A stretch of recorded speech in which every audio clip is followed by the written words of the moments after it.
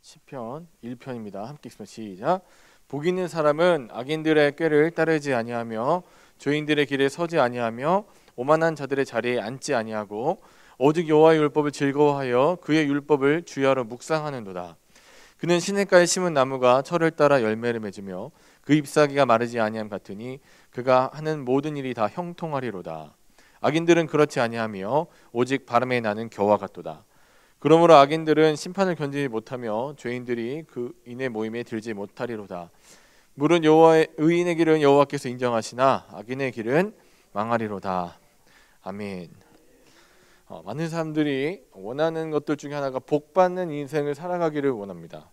복이라는 거. 그럼 그 복이 뭐냐에 대한 질문이 굉장히 중요하죠. 복을 정의하는데 복이란 무엇인가? 복이 뭘까요? 라고 물어볼 때 어떤 사람들은 재산이 많아지는 것, 어떤 사람들은 자손이 많아지는 것, 어떤 사람들은 자기 아무튼 영향력이 늘어나는 것, 여러 가지 얘기를 할 수 있습니다. 복이라는 얘기를 할 때. 그런데 복이라는 개념에 대해서 얘기할 때 성경은 과연 어떻게 얘기하고 있는가? 특별히 성경 안에서 하나님은 이 복에 대해서 뭐라고 말씀하고 있는가에 대한 중요한 부분이 있습니다. 여러분, 복이란 뭘까요? 옆에 한번 생각해 보시죠. 복이라고 할 때 나 복 받았어, 나 복 있는 사람이야. 지금 성경이 시편 1편에서 얘기하는 복 있는 사람, 복과 함께하는 사람, 복을 누리고 있는 사람, 복을 소유하고 있는 사람의 삶은 이와 같습니다 라는 설명을 해주는 게 시편 1편의 말씀인데, 여기서 과연 복이라는 개념이 내가 갖고 있는 복과 같은지 한번 생각해 보시는 거예요. 자, 그럼 이게 왜 중요하냐면 그 복이 있는 사람을 성경은 특별히 시편 1편에서는 의인이라고 부르고 그 반대편에 누가 있어요? 악인이 있죠. 중요한 건 의인은 생명의 길로 가게 되겠지만 악인은 어떻게 돼요? 네, 멸망해요. 중요한 게 그냥 복이요, 있어도 그만 없어도 그만이죠. 물질 좀 없어도 되고 여러 가지 내가 생각하는 어떤 그 개념적인 것들이 없어도 나는 특별히 상관없어요 라고 생각할 수 있지만, 성경은 복이라는 걸 받지 않으면 그 사람은 악인이기 때문에 결국 그의 종국이 멸망의 길로 갈 수밖에 없다고 설명하기 때문에 복을 받는 것은 굉장히 중요한 내용입니다. 복이 있고 없고 그냥 나는 복 별로 많이 필요 없어요 라는 개념 정도가 아니라, 복이 없으면 그는 악인이고 복이 없으면 그렇기 때문에 그는 멸망의 길로 갈 수밖에 없다는 얘기를 하고 있는데, 그럼 복이란 무엇인가? 그러면 복에 대한 정의를 내리기 위해서는 복에 대한 기준이 필요하죠. 복의 기준이 무엇일까?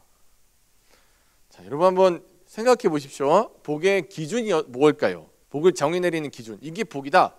어떤 게 복이라고 생각하십니까? 복, 하나님과 함께 하시는 거. 역시 창세기를 거의 끝내신 우리 예신교회 성도분들은 다 알으세요. 하나님과 함께하는. 또 뭐가 있을까요? 복 주시는 거. 복 주시는 거. 그 복이라는 게 뭘까요? 복, 잘 되는 거, 평성하고 말씀에 순종하면서 사는 거.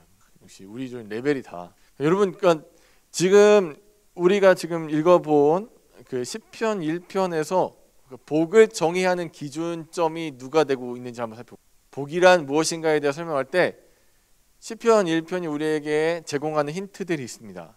복이란 것은 이런 것이고 이런 것이 있는 사람이 진정한 복을 소유한 사람이라는 설명이 시편 1편에서 되어 있는데, 힌트를 한번 이제 보시면서 생각해 보시죠. 어떤 게 기준이 될까요? 무엇이 그 사람을 복받은 사람이라고 정의 내릴 수 있고, 무엇이 그 사람의 기준이 이렇게 복 있는 사람이라고 딱 내릴 수 있는 그 기준이 뭐일까요? 주야로 율법을 묵상하는 것. 더 이제 주야로 묵상한 이유는 뭘까요? 우리는 그걸 왜 묵상하죠? 그렇죠. 하나님과의 동행, 하나님과의 함께 있음이 이 사람이 정말로 복 있는 사람인가 복이 없는 사람인가의 기준이 되고, 하나님이 기준이 되셔서 의인과 악인을 가릅니다. 그 사람의 도덕적인 어떤 행동이나 성품 또는 그가 가지고 있는 소유물들이 아니라 그 사람이 지금 상태가 하나님과 함께 있는가 아닌가가 그가 복 있는 사람인가 아닌가라는 기준을 나누고, 그래서 하나님께 속한 자들을 하나님은 뭐라고 부르시는 거예요? 의인이요. 그리고 그에게 뭐가 있대요? 생명이 있다고 선언하는 것입니다. 이게 굉장히 중요한 문제예요. 그 사람의 상태나 뭐 그 사람이 가지고 있는 소유에 대해서는 이 시편 1편에서 별로 설명해 주지 않아요. 복이 있는 사람은 우리 혹시 우리 기준에서 복이 있는 사람은 연봉이 한 5천만 원 정도 되는 사람입니다. 복이 있는 사람은 통장 잔고가 10억 정도 가지고 있는 사람입니다. 복이 있는 사람은 서울대에 나온 사람들입니다. 복이 있는 사람은 뭐 이런 기준이 제시되어 있지 않고 성경에 얘기하는 복이 있는 사람은 어떤 사람입니까? 하나님과 함께하는 사람. 그 사람의 상태에 대해서, 그 사람의 상황에 대해서 설명해 주지 않고 그냥 딱 판단하는 기준이 딱 하나예요. 하나님이 그와 함께 하시는가. 그러니까 하나님이 있는가 없는가가 그 사람을, 이 사람이 진정으로 복받은 사람이다. 그래서 그는 의인이고 생명의 길로 결국엔 종국엔 걸어가게 될 것이다 라는 것과, 아무리 뛰어난 사람이라도 그 사람이 하나님이 함께하지 않으시면 그는 악인이고 멸망의 길로 갈 수밖에 없다는 중요한 단서를 우리에게 제공하고 있습니다. 그래서 이제 이 관점에서 뭘 보시냐면, 우리가 레위기를 살펴봤었어요. 레위기에서 중요한 포인트가 뭐냐면 성속이에요. 거룩과 거룩하지 아니한 것. 근데 그 거룩과 거룩하지 아니한 것을 나누는 기준이 뭐예요? 누구에게 속해 있는가? 기준이 뭐라고요? 우리 계속 봤잖아요. 기준이 누구라고요? 하나님. 하나님과 함께 있으면 의인, 하나님과 떨어져 있으면 악인이 되는 거예요. 하나님이 기준이시다. 그걸 다시 한번 레위기에서 우리에게 설명하는 게, 레위기에서 성과 속, 거룩함과 속됨을 나누는데 기준이 뭐라고요? 하나님이십니다. 그럼 거룩한 것들은 구별돼서 하나님께서 나중에 그는 생명을 얻게 되지만, 속된 것들은 어떻게 해요? 버림받고 멸망합니다. 그래서 철저히 레위기는 우리의 연약성, 인간의 연약함, 그리고 조금 어려운 말로 인간의 의존성을 얘기해요. 의존성이 뭐냐? 하나님께 기대지 않고는 살아갈 수 없는 존재라는 것을 레위기는 계속 얘기합니다.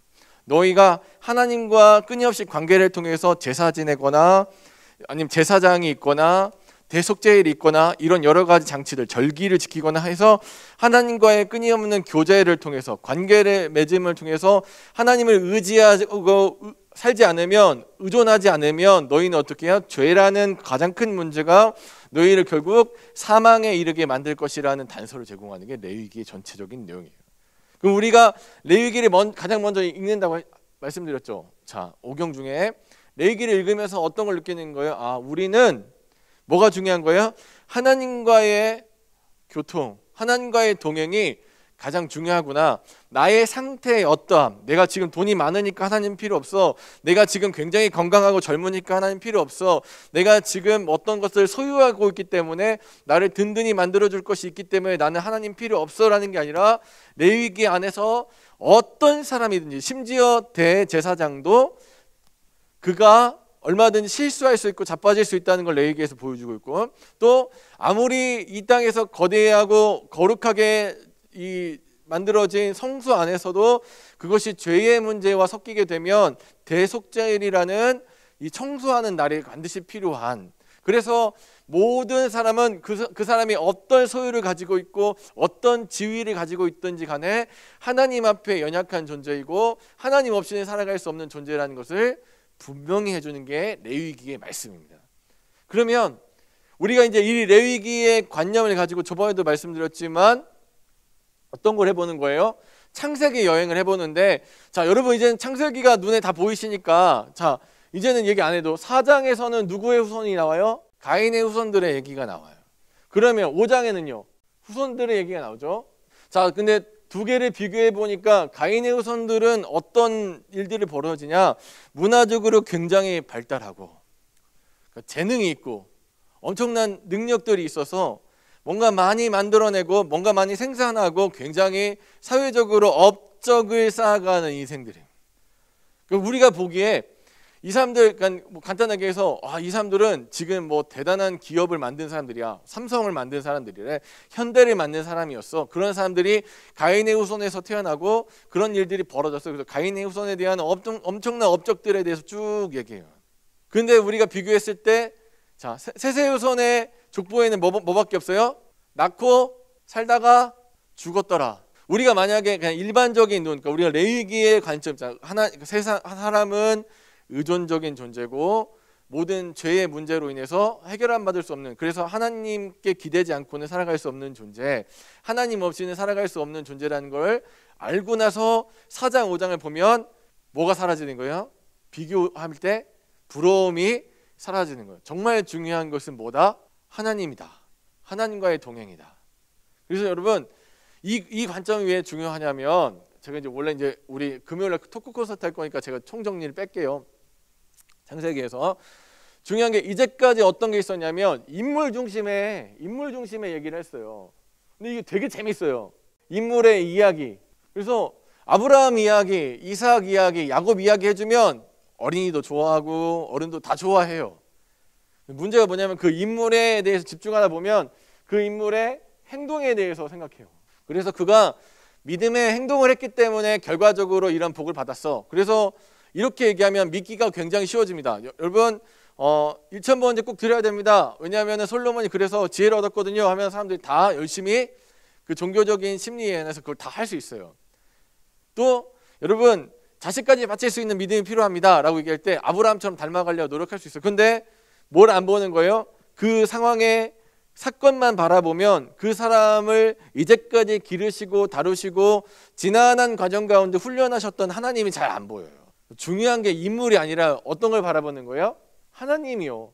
자, 이 하야통삼을 통해서 우리가 하는 일이 뭐냐면 인물의 포커싱이 맞춰졌던 걸 갖다가, 자, 포커싱이 뭐냐면 초점을 맞추는 거예요. 초점을 이렇게 흐릿한 걸 갖다가 자세히 바라봐서 또렷하게 만드는 걸 포커싱이라고 하는데, 그 포커스 맞췄던 걸 갖다 제대로 맞춰서 누구한테 가는, 인물을 찍고 인물의 얘기를 담았던 얘기가 어디로 가는 거예요? 다시 성경의 원주인이신 하나님께로 이동하는 거예요.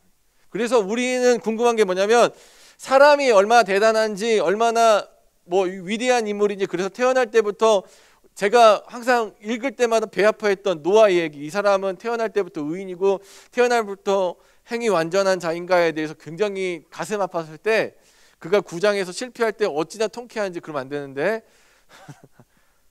그러니까 사람은 연약성을 갖고 있고 아무리 대단해 보이고 위대해 보이는 인간들도 인간일 뿐이다. 그래서 그 사람이 어떻게 합니까? 하나님과 동행함으로 인해서 그 사람이 어땠는지, 그 사람의 상태, 상황, 얼마나 가지고 있는가, 그러니까 뭘 소유하고 있는가는 별로 중요한 얘기가 아닌 거예요. 그러니까 그가 빈털터리라도 하나님이 그와 함께 하시면 이삭과 같이 100배 부자가 되는 거고, 하나님이 그와 함께 하시면 그가 그러니까 아무것도 들고 하지 못하는 야곱과 같은 상황이라도 바다마랑 가서 떼부자가 돼서 돌아오는. 그래서 그 사람이 뭘 갖고 있는가, 어떤 형질을 갖고 있는가, 그 사람이 어떤 사람인가는 별로 그렇게 개의치 않고 중요하지 않고, 그와 동행하시고 그를 길러내신 누가 중요하신 거예요? 하나님이 중요하다는 것을 얘기해 준 거예요. 우리가 장별로 창세기 안에서 아브라함의 하나님, 이삭의 하나님, 야곱의 하나님을 바라볼 때마다 아브라함, 이삭, 야곱, 저번에 저희 담임 목사님이 정확하게 딱 그게 정의 내려주셨잖아요. 모질이, 찌질이, 사기꾼. 이 사람들 어쩜 이런, 그러니까 우리 예전에는 막 여러분 아브라함 같은 믿음의 조상인 아브라함 같이 믿으세요, 야곱처럼 믿으세요, 또 이삭처럼 믿어야 됩니다 라는 얘기 들었다면, 이제는 뭐냐면 제대로 보는 게 뭐냐면 그 사람들 참 우리랑 별반 다를 것 없는 연약하고 부족하고 참 불쌍한 사람들이구나.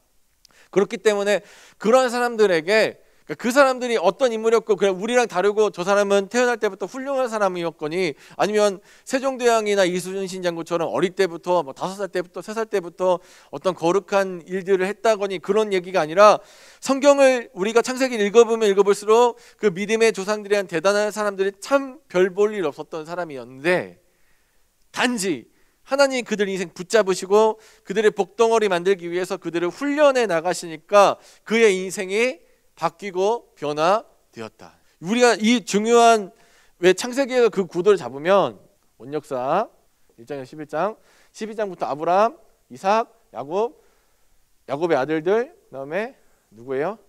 요셉, 유다. 이런 사람들 얘기를 보면 볼수록 우리가 창세기를 통해 확인하는 건 뭡니까? 사람은 어떻게 돼 있어요? 하나님이 아무것도 아닌 그들에게 언약하시고 그들이 하나님 손에 의해서 훈련받을 때에 그 훈련에 대해서 믿음으로 순종하면 하나님은 그들에게 이 언약에 뭘 만드시는 거예요? 성취를 이뤄내시는 하나님이시다.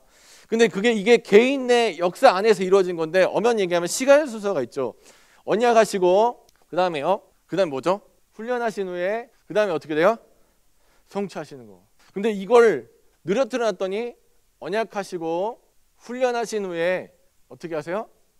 성취하시는 보면 자, 언약은 어디에 나오냐? 출애굽기에 나오는 부분.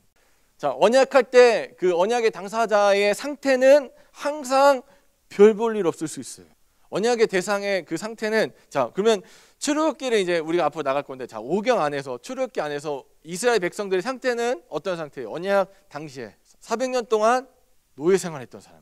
근데 그냥 노예 생활도 아니고 자, 노예 생활하면서 뭐 어떻게 됐어요? 그냥 나는 자유인이지만 어쩔 수 없이 갇혀가지고 노예를 할 수밖에 없지만 언젠간 탈출할 거야. 그런 훌륭한 마인드가 있는 사람들이 아니라 어떤 사람들이 노예 근성에 쩔어가지고 조금만 문제 생기면 야, 나 돌아갈 걸 여기서 죽게 만드네.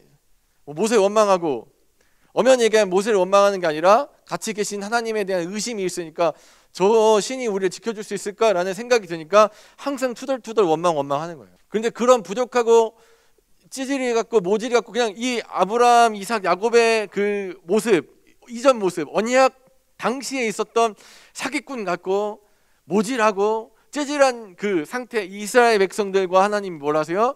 언약을 맺으세요. 출애굽기를 통해서 19장에서 하나님이 얘기하신 거예요. 내가 너를 구속해서 내가 너를 이렇게 만들 거야. 그런 과정에서 이 사람들 머릿속에 뭐가 있냐면 뭐만 있어요? 우리는 그래도 언약하면 그 다음에 뭐 나오는 거예요? 우리 예신교회는 언약 다음에 반드시 뭐가 나와요? 그렇죠. 우리는 이걸 아는데 이스라엘 백성도 자꾸 뭐만 바라보는 거예요? 언약하고 나서 누워있으면 하나님이 딱 떨어뜨려 주실 줄 알고 벌리고 있는데 안 되는 거예요. 그러니까 이 사람들이 얘네 바로 성취시켜주면 그 인생 망하게 생겼으니까 여러분 항상 정말 중요한 게 뭐냐면 복을 주시겠다 약속해놓고 그 사람이 복 받을 준비가 안 돼 있으면 하나님은 계속 인생을 돌리세요. 왜냐하면 그 인생 복 주면 그 인생은 하나님이랑 빠이빠이예요. 여러분 복 받을 준비 안 된 사람들한테 갑자기 하나님한테 막 기도하는 거 여러분 오늘 막 기도하셔서 하나님 저 로또 맞게 해주세요. 저 로또 맞으면 하나님 정말 열심히 섬길게요. 하나님 오늘 정말 로또만 해주시면 그래서 막 하나님 꿈에서 2, 3, 4, 7 막 해가지고 번호 주셔갖고는 딱 써갖고 로또 딱 1등 맞았어요. 그 사람은 하나님이 안녕해. 안녕. 언제쯤 돌아올까요? 싹 없어진 다음에 천부의 의지 없어서 살 거 아니에요. 준비되지 않은 사람에게 주시는 복은 복이 아닙니다. 우리가 이 창세기를 통해서 계속 파악하는 게 뭡니까? 준비 안 돼서 하나님 백성 아닌 사람들한테 복 주면 그 사람들 어떻게 해요? 우리가 봤잖아요. 이스마엘도 그렇고 또 에서도 그렇고 하나님이 또 누구도 있어요. 앞에 또 한 사람 더 있네요. 아브라함 조카 롯도 그렇고 이 사람들한테 복 줬던 하나님이 이 사람 물질 주고 복 주고 했더니 이 사람들 어떻게 해요? 하나님 안녕 하는 거예요. 복 받을 준비가 안 돼. 훈련이 안 돼 있으니까 그 사람들한테 복 주면 하나님 안녕해요. 그런데 역시 이스라엘 백성들도 언약은 받았는데 그 언약에 대한 뭐가 없어요? 아직 훈련이 없으니까 이 사람 훈련시키는 게 창세기의 일부, 출애굽기의 일부, 그 다음에 레위기는 우리 아까 이제 그 기준이 된다고 했어요. 레위기는 위에 있는 거고 민수기, 그 다음에요 신명기 일부가 여기서 성취해서 여호수아까지 일부가 그래서 모세 육경이라고 하는 부르는 이 전체적인 거대한 스토리요. 거기 민수기에서 몇 년 훈련해요? 광야 40년 동안 뭐가 담겨 있어요? 민수기 자체가 무슨 내용이에요? 광야 40년 훈련이에요. 복 받기 위한 훈련 여정이 담겨 있는 게 여기에 있어요. 다시요. 그러면 자 상태 하나님 상태에 필요 있어요 없어요? 아까 그 사람 상태 난 신앙생활 내가 40년 했는데 내가 성경을 500독 했는데 물론 그거 너무 좋아요. 너무 멋있어요. 그런 분들 연조도 있고 너무 훌륭해요. 근데 하나님 보시기에 그거 그렇게 필요 없을 수도 있어요. 또 내가 헌금을 갖다가 엄청 많이 했는데, 아니면 내가 재산 이만큼 가지고 있고 내가 석박사를 가지고 있어가지고 나는 성경 한 번만 읽으면 달달달 외우는데 그렇게 안 돼도 별로 상관이 없어요. 도리어 하나님 저 되게 부족하고요, 저 연약하고요, 저 같은 사람, 저 같은 상태에 있는 사람, 저 같은 상황에 있는 사람 하나님 쓰시기엔 제가 너무 부족한데요, 하나님 언약받기엔 내가 너무 약한데요, 너무 그런데요. 그런 사람들이 그 훈련을 통해서 어떻게 되는 거예요? 위대한 믿음의 사람으로 성장되는 것입니다.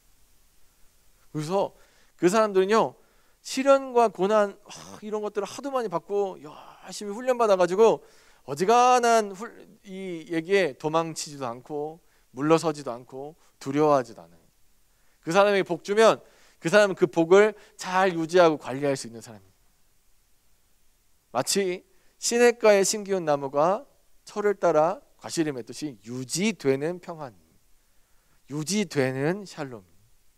사랑하는 여러분, 잠깐의 복, 눈에 반짝거리는 복, 그 복이 하나님 주시고자 하는 복이 아니라 진짜 복은 하나님과 함께하는 것이다. 그래서 우리가 도무지 이해할 수 없는 하나님의 섭리들을 창세기를 통해서 계속 바라보면서 느꼈던 수많은 감동들 중에 요셉이라는 인물도 우리 항상 요셉처럼 살아야 된다, 요셉 얘기하는데 아이들의 이름한테도 막 요셉 짓는데, 요셉도 우리가 앞에 보니까 어떤 사람이에요?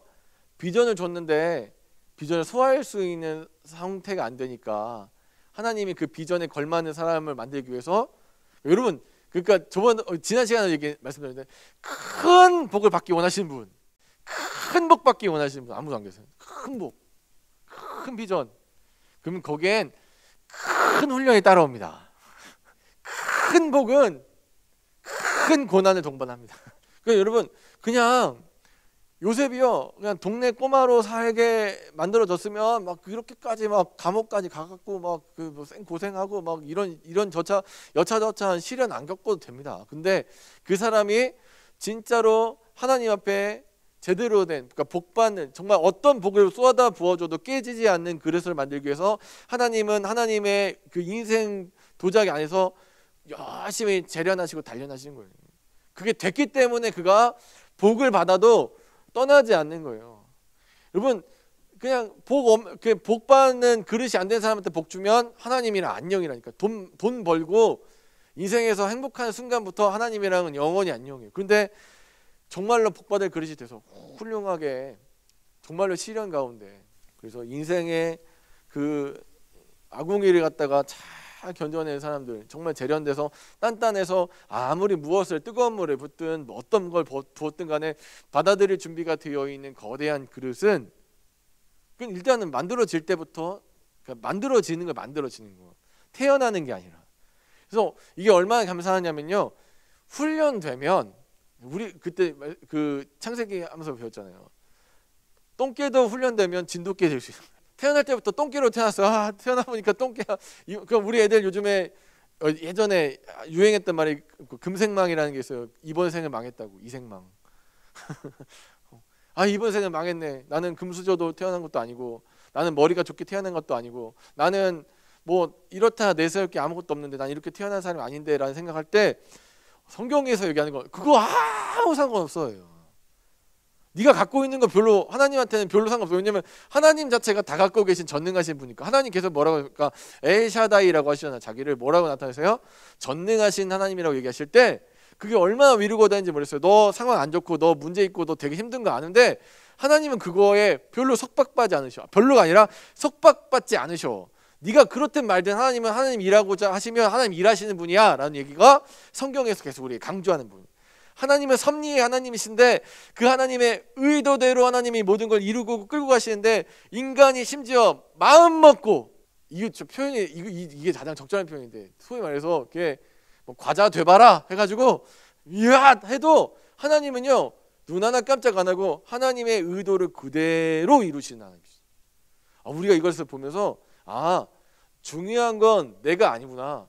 우리가 창세기부터 그 모세 오경 전체를 보면서 중요한 건 우리가 아니구나, 중요한 건 이스라엘 백성들의 상태가 아니구나, 중요한 건 그 사람의 마음가짐이 아니구나, 중요한 건 그 사람이 아니구나. 하나님이 위대하시기 때문에, 하나님이 전능하시기 때문에, 하나님은 마음먹은 것을 반드시 이루시는 하나님의 의도대로 하시는 분이시구나 우리가 알게 되는 것입니다. 사랑하는 여러분, 모세 오경을 읽어갈수록 그 하나님을 분명히 인식하셨으면 좋겠습니다. 하나님은 의도하시면 반드시 이루시고 그걸 막을 자가 아무도 없다는 겁니다. 우리가 창세기를 통해서 각 인물별로 그 인생에 대해서 확인했고, 유다도 그렇고 요셉도 그렇고 하나님이 저 인생을 붙드시니까 저 감옥 밑바닥에서도 총리가 되기도 하고, 하나님이 그 인생을 붙드시니까 가나안 여인이랑 결혼해서 족보에서 파버릴 뻔한 그 사람도 다시 끌어다가 제대로 된 사람 만들어서 유다라는 거룩한 하나님 족장을 세우시고, 그것들을 우리가 눈으로 확인했습니다. 앞으로 확인할 출애굽기에서도 같은 내용이에요. 저렇게 원망이 많고 참 문제가 많고 저거 어째 하나님 백성 되겠나 싶은 사람들, 하나님이 그들과 동행하시면서 그들과 사시면서 그들을 바꿔가시니까 그들이 진정한 하나님의 백성으로 거듭나게 되어지는 과정. 물론 그 과정은 굉장히 길어서 어떤 때 40년이나 걸리고 그렇지만 하나님은요, 약속하신 걸 반드시 성취해 내시더라고요. 하나님이 작정하시면, 물론 지난한 훈련 과정, 물론 40일 만에 갈 길을 갔다가 40년 동안 그들이 훈련받았지만 그 훈련이 있었기 때문에 그들이 가나안에서 바로 도망치지 않고 전쟁에서 이겨서 자기에게 주신 그 땅들을 갖다 성취해 가는 과정, 훈련받았기 때문에 가능한 것들이 모세 오경을 통해서 우리에게 얘기하시는 거고요. 그 훈련, 이 포커스요, 언약하시고 훈련하시고 성취하시는 이 전체 과정은 저희가 나중에 이건 또 그림으로 그리겠지만 어디까지 가냐면, 언약하시고 훈련하시고 성취하시는 이 과정 자체가 어떻게 가요? 칭의, 성화, 영화의 과정. 무슨 얘기냐? 나중에 이제 이것도 다시 말씀드릴게요. 성경 전체가 이 그림 안에 뚫려요. 이 그림 안에. 모세 오경이라는 이 작은 그 5권의 책 안에서 우리가 발견한 그 하나님이라는 이 거대한 신학적 소스가 결국엔 하나님과 함께하는 인생이 무엇인지 정의하고, 마침내는 성경 전체가, 그리고 하나님 우리에게 하고자 하시는 말씀. 그래서 언약하신 후에 그들을 갖다 그냥 네 알아서 살아봐, 내가 약속했으니까 잘 될 거야가 아니라, 하나님 언약하신 후에 그들과 같이 사시면서, 그들과 동행하시면서, 그들과 집을 짓고 사시면서, 그들의 인생에 간섭하시면서, 그들과 함께 계속해서 걸어가시면서 그들이 마침내 성취할 때까지 그들을 포기하지 아니하시고 끝까지 붙드시고 하신 하나님, 그 하나님이 구약의 하나님, 신약의 하나님, 오늘 우리의 하나님 것을 믿으시기 바랍니다. 그래서 정말 중요한 건 하나님이 우리와 함께 하는가. 그래서 요셉의 인생에서도 그렇게 감옥 가고 이게 억울한 누명 쓰는데 거기에 계속 하는 얘기가 말도 안 되게, 하나님이 그와 함께 하시면 그가 어떻대요? 형통하다는, 형통. 기준이 뭔지를 보십시오. 진짜 복 있는 사람, 진짜 형통한 인생은 내가 얼마나 가지고 있느냐, 소유의 문제가 아니라 하나님이 나와 함께 하시는가. 그래서 사랑하는 여러분, 세상적인 기준이 우리를 힘들게 할 수도 있습니다. 너 이것도 없잖아, 저것도 없잖아. 그런데 하나님은요, 별로 그거 신경 쓰지 않으세요. 왜냐하면 하나님 자체가 전능하신 하나님이시다. 다 가지고 계신 분. 그래서 중요한 건 내가 얼마나 갖고 있는가 문제가 아니에요. 내가 얼마나 소유하고 있는가가 문제가 아니라, 내가 하나님과 동행하면 하나님이 나를 다 채워주시고 나를 다 바꾸어 주신다는 거예요. 우리가 이것을 믿고 그 하나님과 걸어가는 인생. 그래서 우리가 이 구조를 딱 보고 우리의 인생이 이렇게 가겠구나를 알면 지금 훈련에 일희일비하지 않을 수 있습니다. 인생에서 우리 여기 믿음의 조상들이라는 사람들 보니까 인생에서 맨날 행복한 일만 있습니까? 위기고 문제고. 근데 그게 그냥 하나님이 죽으라고 내버려 두시는 게 아니라 훈련이었구나. 우리 인생에서 수많은 도전들, 문제들이 훈련이었구나. 그리고 그 하나님은 반드시 그냥 훈련 받아봐, 한번 죽어라 고생해봐가 아니라 우리와 동행하시면서 오늘 이 다음 코스야, 1단계가 지났어, 2단계 갈 거야, 3단계가 남았지, 얘기해 주시면서 친절하게 안내하시고 그를 붙들고, 때로는 그가 자빠져서 쓰러져 있을 때도 다시 일으켜 세워서 그 길을 또 계속 걷게 하셔서 마침내 누가 이루신다고요? 하나님이 이루신다. 우리가 이것을 기억할 때 우리 삶 가운데 계속해서 자정하시고 우리와 함께 하시는 하나님, 모세 오경을 통해서 성경 전체를 통해서 우리에게 던지고자 하신 하나님의 메시지가 분명해질 줄 믿습니다. 이 하나님과 동행하시는 사랑하는 저 여러분들 지금 간절히 축원합니다.